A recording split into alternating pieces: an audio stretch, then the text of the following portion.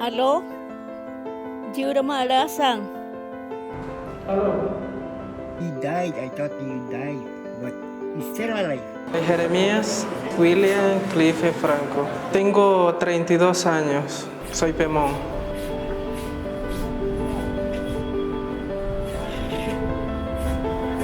Ele cruzou a Venezuela, passou pela Colômbia, passou pelo Peru, então ele chegou em São Paulo.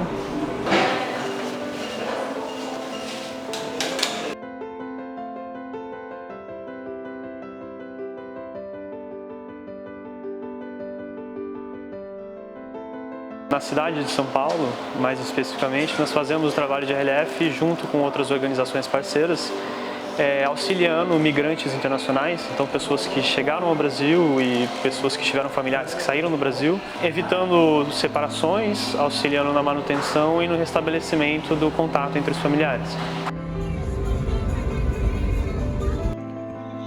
Ella lleva 2 años por allí.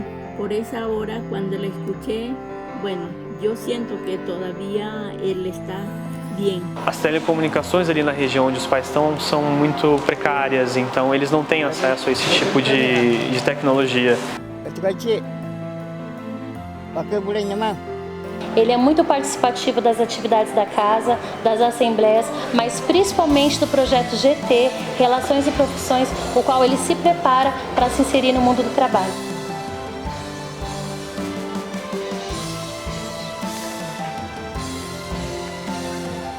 Vengo a la biblioteca 3 veces a la semana. No hacer nada, vengo 2 veces al día.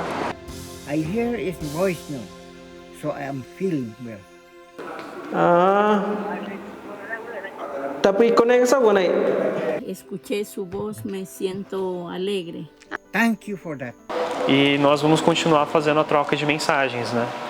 Até que eles consigam, então, manter o contato por conta própria. Estoy contento de escribir Feliz Año Nuevo. Quiero que te encuentras bien con sus hijas y que te ayuden. Bien. También para que ella no se preocupe que estoy en la... casi pareciera en la calle, pero es refugio, ¿no? Gracias, chao. Espero tu respuesta, madre.